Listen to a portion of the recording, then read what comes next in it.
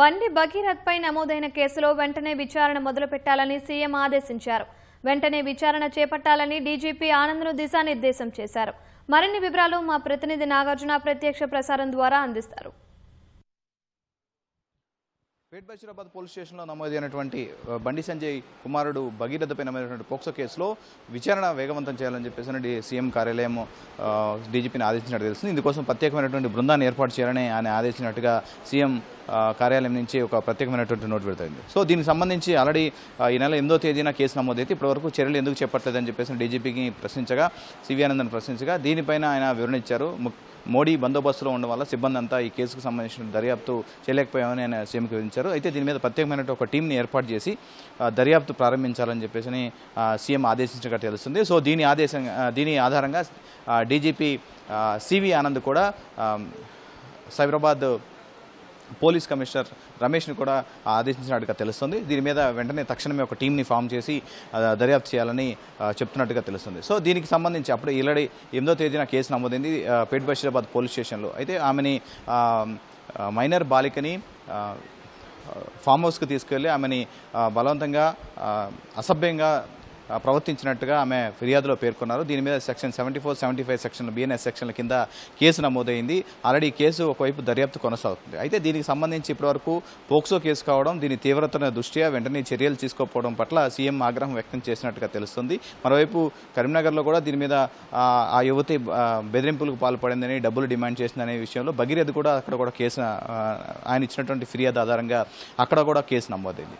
అయితే కొన్ని రోజుల నుంచి ఈ విషయానికి సంబంధించి స్తబ్దుగా ఉండటం వలన దీని మీద ఆల్రెడీ మీడియాలో బండి సంజయ్ కుమారుడి మీద కేసు నమోదు విషయానికి సంబంధించి మీడియాలో కూడా చర్చ జరగడం, దీనికి సంబంధించిన చర్యలు తీసుకోవాలంటూ అటు బీఆర్ఎస్ శ్రేణులు కూడా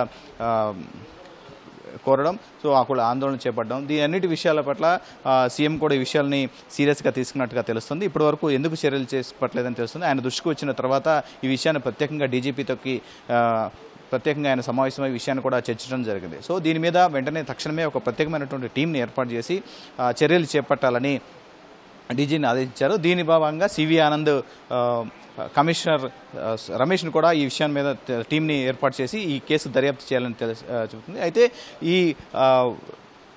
భగీరథపైనటువంటి నమోదైనటువంటి ఈ కేసుకు సంబంధించి ఆల్రెడీ రాష్ట్ర వ్యాప్తంగా కొంత